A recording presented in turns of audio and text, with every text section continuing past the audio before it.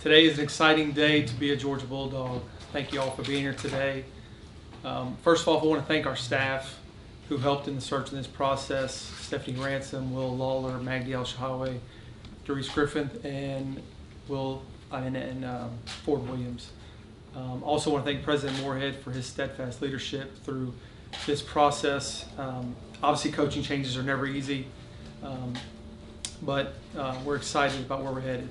You know, I said day one when I got this job that we want to win championships in all 21 sports. And as you saw, the Learfield Cup rankings came out today, the updated rankings, and we're currently 5th, projected to finish 8th, which is going to be one of the better finishes we've had in a while, since 2018, and I believe a second top 8 finish in the last 20 years or so. Yeah, 17 years. So this is part of that build, and we want to be good in every sport we have, and we think we found the leader to take us to the next level in baseball. You know, during our search for our next coach, there were some fundamental things we were looking for. Someone who could help us with player development, someone who had a history of success, and what I really like about Coach Wes is success at many levels. You know, high school, small college, big college, pros, on and on. Someone who could recruit at a high level. Someone who's a leader of young men. Overall, a great person, and someone ultimately who I would want my kids to play for. Someone I want my kids, my sons, to say that's a guy that I'd send my kids to college to play for. Coach Johnson has mentored more than 30 Major League Baseball draft picks. His current ace, Paul Skeens, is National Pitcher of the Year, and with all anticipation, we expect him to be one of the top picks in this year's draft. He's competed again, as I said, won championships at every single level he's been. Every team he's been associated with has been a championship caliber team. Pitching coach for the Twins, he helped lead them to win their division each of his first 2 years there. Currently, the 5th ranked LSU team has made the World Series for the first time since 2017. He's had tremendous success in this league, again, which is important, the success understanding the SEC. He had stints at both Arkansas and Mississippi State. During his time at Mississippi State, leading them from worst to first in his first year, reaching a super regional. Also leading Arkansas to the World Series in 2018. As I did my research, when you start this process, you go through a very extensive process of researching names and vetting people and looking at resumes. His name kept coming up. And I always love it when you speak to other coaches or you speak to administrators and they keep bringing the same name up, and you can't find anyone that has a single bad word to say about someone, and they describe him as a coach's coach, as a player's coach, someone who will push players, but someone our players will love.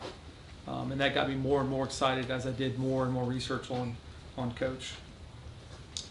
We as a university and as the athletic department are committed to reaching new levels with baseball at the University of Georgia. And we've made a commitment, as you know, a $45 million renovation of Foley Field that we've recently begun the work on. It's going to be an 18-month project, but it's already begun. We're excited. And I think with that and our commitment to NIL and helping grow that as well, I think the future of Georgia baseball is extremely bright. And I'm excited today, here with his wife, Angie, and his daughter, Ava. It's my pleasure to introduce thy cousin's head baseball coach at the University of Georgia, Wes Johnson. Coach.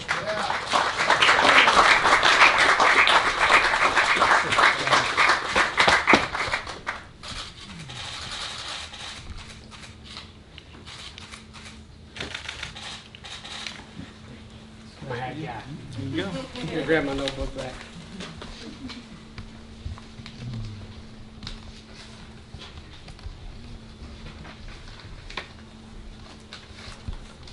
Guys, I'm very excited to be here, obviously, to take over a program that, in my mind, is fixing to be the best place in college baseball to play ball. I wouldn't be here today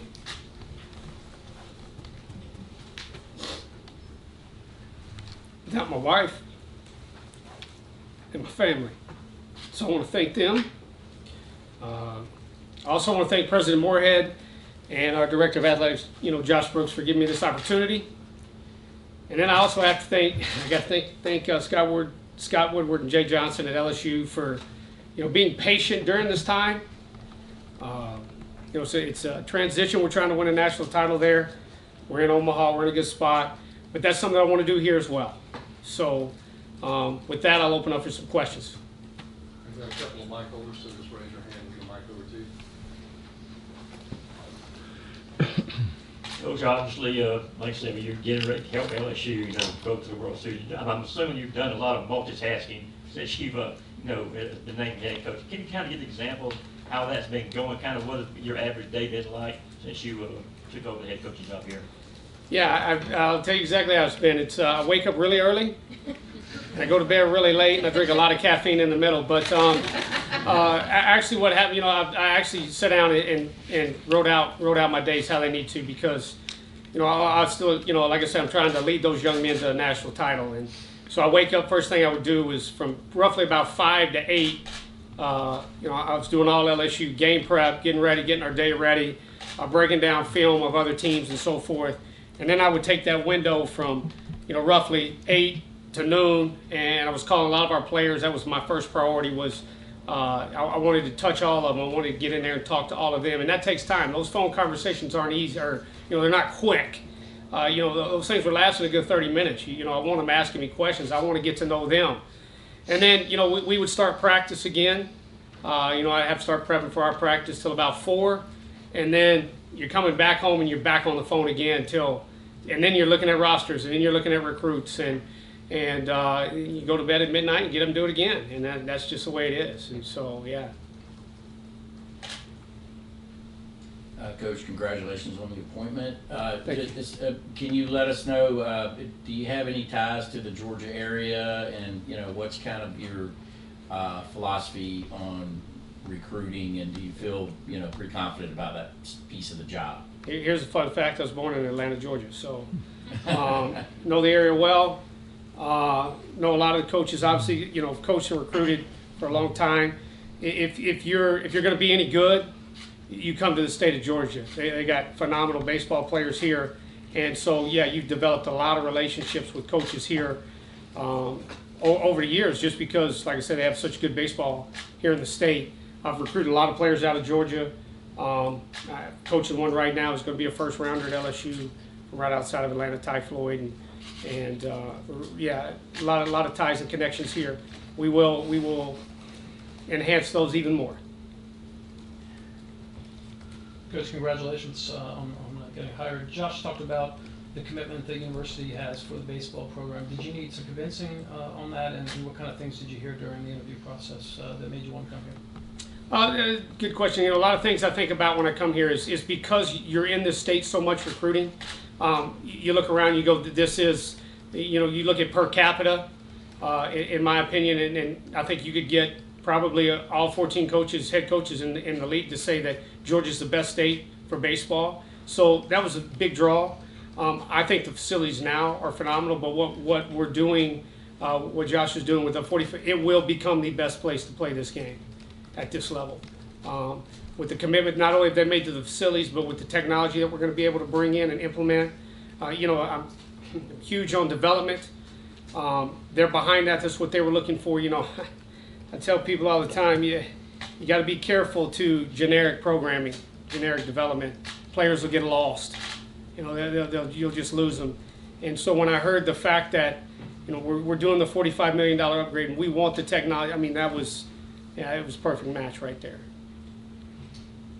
Obviously, you've got an interesting, unique background, having coached at both the collegiate and professional levels. How have you seen that experience with the Twins help you this year, and how do you think that'll help you going forward as a head coach? Yeah, I think it's a thing I would tell people. I'm ready now.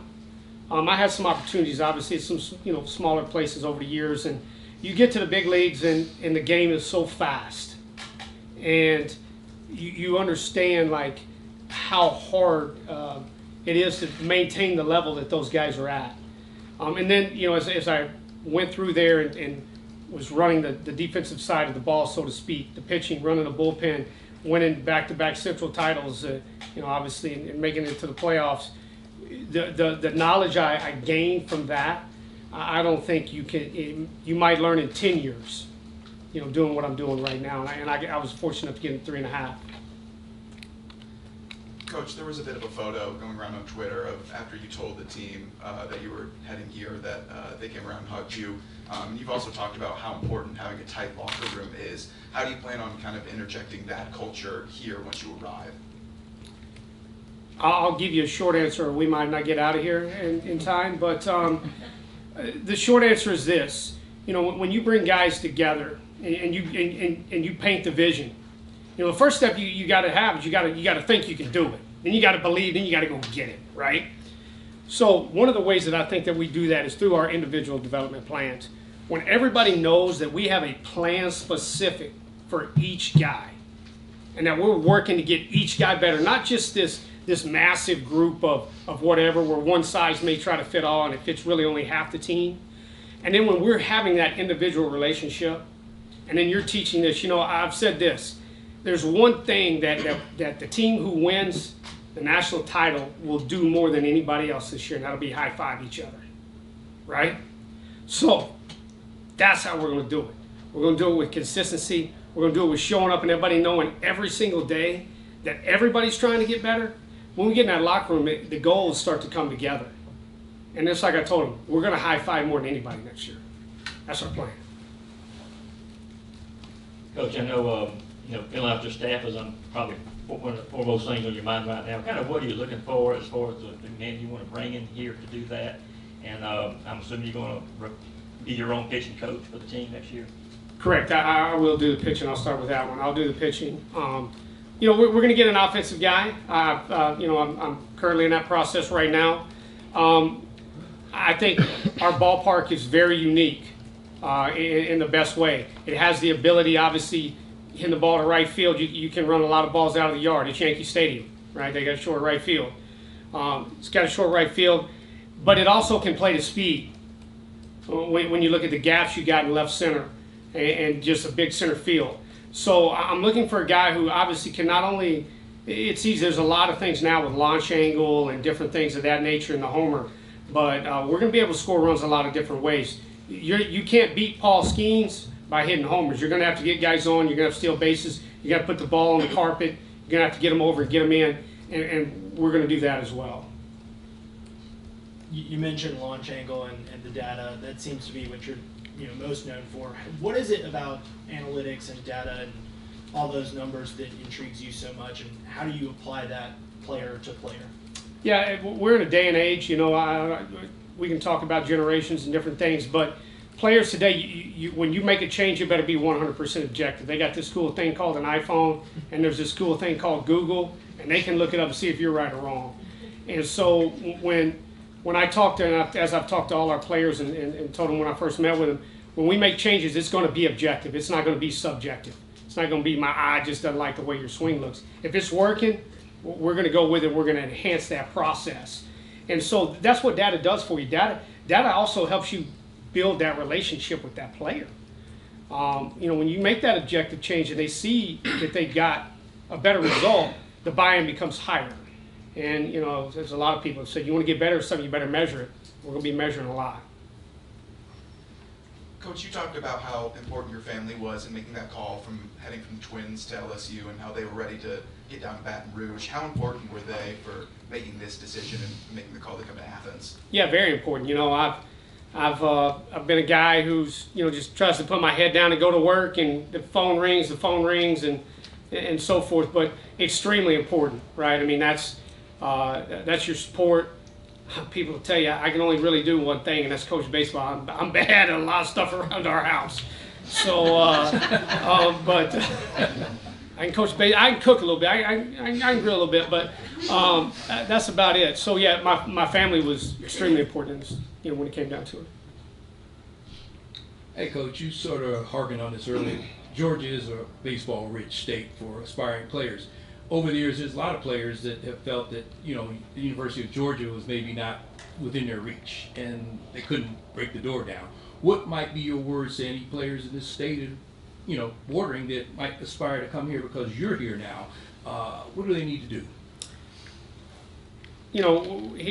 That'll hit a little bit to my recruiting, right? I mean, it's like you look, talent's there, right? There's so many services out now, and everybody's got. We can look up and find out who's throwing 90 miles an hour, and and hitting this or doing this. At the end of the day, too, then it's going to come down to this: hey, are you going to be so invested in the University of Georgia and the University of Georgia baseball program that when you put that G on, you're ready to go? You're ready to do things that you may never thought you could do before, but when you look back, you're gonna go, wow, that was actually enjoyable, but maybe it was hard. That's what I'm looking for. I'm looking for people who, when they put it on, they're ready to go. They know that they're not only representing themselves, but the university and a great baseball program that we're going to do some things that haven't been done here in a while. And if they can do that and do it and know that at the end of the day, they're so bought in, and like I said, they're doing things that most people look at, man, you guys are pushing sleds, ain't no way I'd do that. Oh no, I actually enjoy it. That's what I'm looking for. A couple more recruiting related questions. First, as far as the improved facilities, the pitching ladder, everything that's being built, how much is that going to help your job as a recruiter, your assistant's job, and also transfer portals? Obviously, you're saying how active do you anticipate being involved in that? I'll start with the portal first. I mean, I don't think you can be, unfortunately, the way the game is going, not only in our sport but in all sports, you're going to have to be active in the portal. It just is what it is. I'm more so on that side of things. But when you look at recruiting, anytime facilities are improved, it should help. But at the end of the day, we should be selling a product, and we are selling a product that shows that we're not only developing them on the baseball field, and we're going to do it better than anybody in the country, but we're developing them as men, as student athletes. They're going to walk out of here with a degree, and they're going to be, whether if they get the chance to play professional baseball, outstanding. But if they don't, they're walking out here with a degree that's got Georgia on it, and that's going to open a lot of doors for them. And so it's when you look at recruiting in every aspect from facilities, yes, they're all there, and we'll have them all now. But at the end of the day, you still have to let them know how you're going to develop them and turn them into a better baseball player and a better man. Obviously, a lot of people have TrackMan technology. If you could point, I just ask you to sell yourself here a little bit. You've had an incredible record with pitchers in producing early round selections. If you could put your finger on, if you're explaining to somebody, what has been your knack for doing that? What are you able to do to make that happen? I'll tell you what people think. Maybe I should say that. Velocity. I've increased players' velocity on the mound. That track record's out there, and you can obviously look that up and see. But that's what probably, and TrackMan's a big part of that. Force play mounds and so forth. There's a lot of technology we use, but at the end of the day, it comes down to everybody's going to say velocity. What's your impressions of the roster you're taking over from going up against Georgia at the end of the season? And have you had a chance to have a conversation with Charlie Condon? What kind of building block is he? Well, I've had a couple conversations with Charlie. Guy could be the best right-hander here in college baseball next year. Not that he's not one of them this year. Obviously I'll start with Charlie on that and work backwards. But Charlie, he's doing great. He's in the Cape right now. As everybody obviously already knows, he's up for Team USA, and he'll go out there and hopefully have a good showing and represent our country. But the roster, everybody in the SEC's got talent on rosters. Doesn't matter where you finish or who you are. Everybody's got talent. We've got talent here. We need, we're working some things and working through the roster right now. But yeah, we have some. We've got some guys. That the draft's going to be a concern. We'll see how that plays out. It's an imperfect science. It's really hard to, young men come up with numbers and so forth of what it's going to take. And you talk to teams one day and they're nowhere near, and then the next day, they're. So we'll get through that. The draft this year is obviously a little later, starts July 9th. But yeah, the roster right now it's in good shape. It's fine. Coach, you talked about the state of Georgia just being talent rich, and you've lived in a few different SEC towns, but what about Athens outside of the University of Georgia may have helped sell you to move your family here? I've been on record working at other universities, so that this is not just because I'm in this room. I've said this is the best campus in the SEC. I've been to them all. I've said it's the best campus in the SEC. It checks every box from you're here, student experience, obviously degrees, the university, but student experience, facilities, I mean, everything, and it's only getting better. So there's a lot of things that draw you to this town. Coach, I know before this season you were talking to a few people saying, you just said Athens one of the best campuses. You were also saying LSU is one of the best programs. What did you learn over your time with Rocco and with Jay that you think you can take this program to be one of the best, to match that one of the best campuses in the country?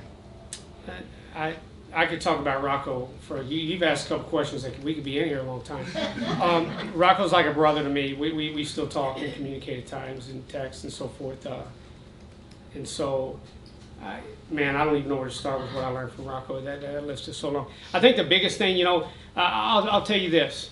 If I had to narrow down one thing that I think I'll always take away from Rocco is his ability to understand hard losses and how to react to them. We were in a pennant race in 19, to give you an example, and we had it tough, and I want to go through the whole situation. And this guy went into that locker room and touched every guy.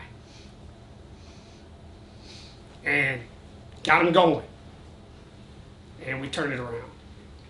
I could tell a lot of stories about that, but just the ability how to handle tough losses and the ability to go in and get guys back up, because everybody thinks, you see these guys on TV and they're robots and they're superhuman, and man, they're human beings, man. They got a mind, they got a brain, they deal with stuff just like everybody else. Just because they're making millions of dollars doesn't mean that they're not.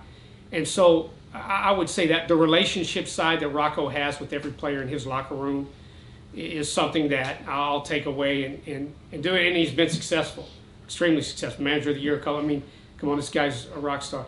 Jay's recruiting aspect from the head coaching position is like nobody I've ever seen.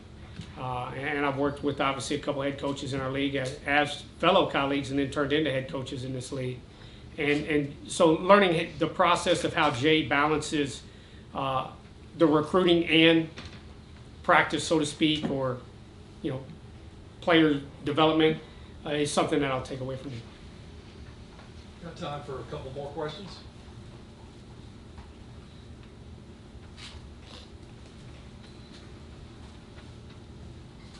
Just real quick, I'm interested in the logistics. I mean, obviously you had to get over here today, you'll have to get back.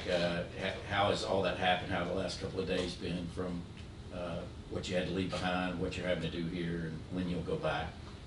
I think I'm going to go back to professional baseball. It's kind of like when you play Seattle on Sunday night baseball, and you got to get on, and you're on the West Coast, and you got to fly back to Minnesota, and you got 6:30 one Monday night. So you just get used to the logistics. We obviously won Sunday night. That was fun, special. Anytime you do that, it's hard.